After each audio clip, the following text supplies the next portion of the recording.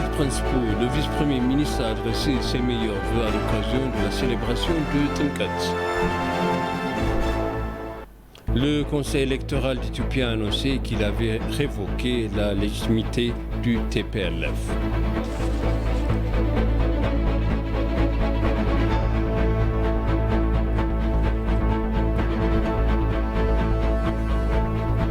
Bienvenue chers téléspectateurs sur EBC, c'est moi Zalal Mourkana avec le journal. Le vice-premier ministre Demeke Mekonnen a adressé ses meilleurs vœux aux chrétiens éthiopiens à l'occasion de la célébration de Tımkat. Le vice-premier ministre et ministre des Affaires étrangères Demeke Mekonnen envoie un message de félicitations aux adeptes du christianisme en disant toutes les chrétiens éthiopiens du pays et de l'étranger vous souhaitent un joyeux jour de baptême 2013, a déclaré Demeke dans un communiqué.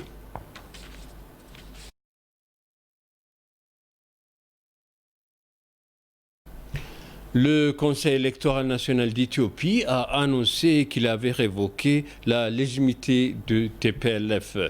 L'une des principales fonctions du Conseil électoral national d'Éthiopie est d'appuyer, de contrôler et de surveiller les partis politiques. Conformément à l'article 98-1-4 de la proclamation 11162-2011, le Conseil électoral national d'Éthiopie a révoqué que la personnalité juridique du parti. Le Conseil a chargé les trois partis opérant dans l'État régional national de Tigray de fournir des informations sur leurs activités avant de prendre d'autres décisions sur la base des informations fournies de la part de la succursale du Conseil de Tigray. Parti démocratique d'Asimba, ADP, participation à l'élection illégale dans l'État régional national de Tigray pendant le processus d'enregistrement du Conseil électoral national d'Éthiopie. National Baito Abay Tigray, Baitona, le Conseil électoral national d'Éthiopie, a reçu des informations du Conseil concernant sa participation aux élections illégales de l'État régional national de Tigray et la direction des partis pendant le processus d'enregistrement. 30 Tigrayens du Tigray Sawat, le Conseil a reçu des informations selon lesquelles le Conseil électoral national d'Éthiopie avait participé aux élections illégales organisées dans l'État régional national de Tigray pendant le processus d'enseignement et que des chefs de parti étaient impliqués dans les troisièmes. Selon la Commission fédérale de la police, 1145 membres du fondateur de la région somalienne, 72 membres fondateurs de la région d'Afar, 23 membres fondateurs de la région d'Oromia et l'administration de la ville a déclaré dans un communiqué qu'elle avait découvert qu'un total de 1298 membres de fondateurs n'étaient pas présents à l'adresse.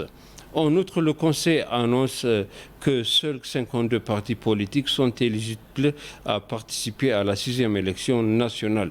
Il a déclaré que les partis qui ont été approuvés pour participer sont les partis qui ont achevé le processus jusqu'à présent.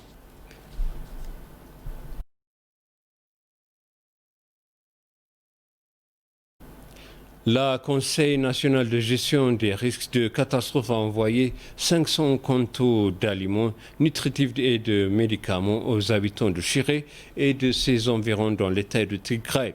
La Commission a transporté par l'avion cargo FDR Air Force dans le but de livrer la nourriture et les médicaments le plus rapidement possible. Le commissaire de la Commission nationale de gestion des risques des catastrophes, Metekou Kassa, a pour sa part déclaré que le travail de secours avait été renforcé. Il a dit que 500 quintaux d'aliments nutritifs pour les enfants et les mères ont été envoyés à Shiré et ses environs. Il a également déclaré que plus de 2 millions de bures de médicaments avaient été envoyés dans la région. Il a en outre assuré que l'appui continuera d'être renforcé. Selon l'ENA, 2000 tonnes de métriques de céréales alimentaires sont importées.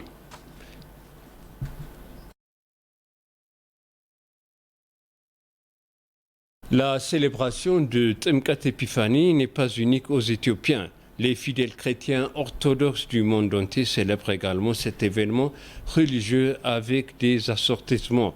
Les avertissements et les restrictions de Covid-19 sont bafoués en Bulgarie et en Grèce dans le respect de traditions de l'Épiphanie. Cela s'est produit il y a une semaine et certains autres chrétiens orthodoxes qui utilisent le calendrier julien célèbrent aujourd'hui l'Épiphanie. Voici le reportage de BT Souciared. Mercredi, des centaines de personnes ont organisé une danse traditionnelle de l'Épiphanie dans la rivière Tunza au milieu des restrictions Covid-19 dans la ville de Kalofé. Les gens se sont dirigés vers la rivière malgré les avertissements de la police, mesure du virus corona.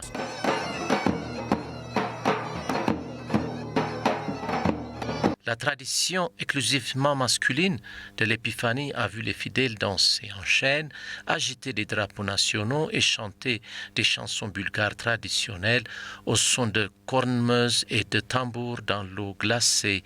Pas moins de 70 hommes bulgares ont participé à la tradition malgré un appel des autorités annulé à l'événement. Traditionnellement, les fidèles sont tenus de se lancer dans une quête pour récupérer un crucifix en bois coulé dans la rivière par le prêtre.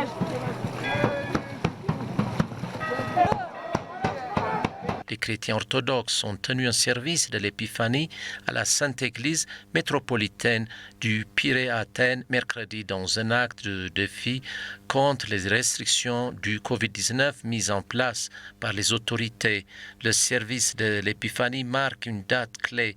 Dans la croyance chrétienne, certaines églises de Grèce ayant choisi d'organiser un service du matin avec un nombre limité, comme cela avait été précédemment autorisé par le gouvernement.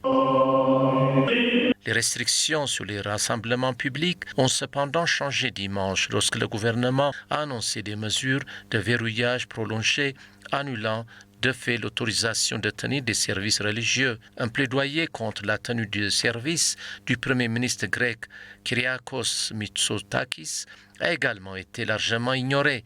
La police a pu être vue en train de disperser des croyants à l'extérieur de la Sainte Église métropolitaine du Pirée après le service.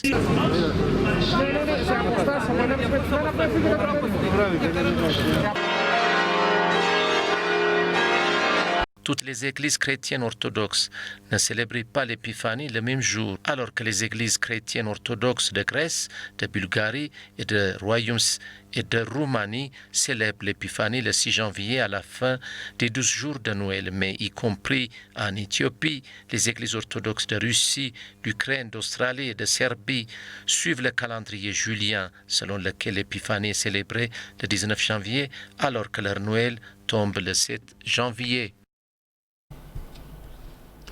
Et pour conclure le journal, l'Éthiopie a besoin des diplomates chevronnés possédant une solide expérience et une solide culture de relations internationales, surtout si elle veut faire valoir correctement ses intérêts et ses droits.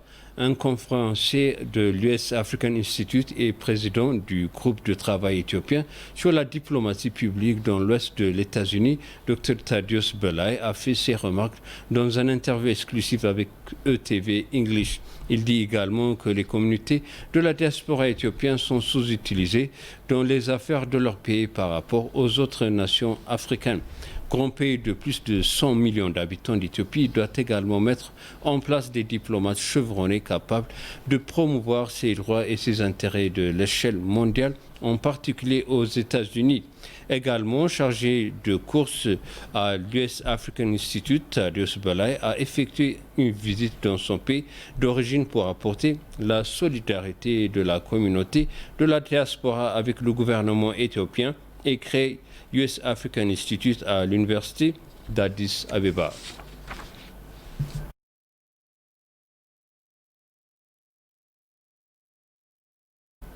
Voici les titres principaux. Le vice-premier ministre adresse ses meilleurs vœux à l'occasion de la célébration de Tmkat.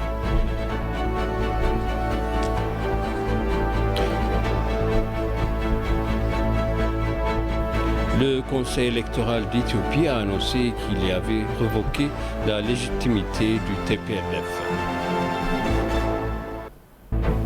Chers téléspectateurs, ainsi s'achève le journal. Bonne fête de Tmkat et ainsi s'achève le journal.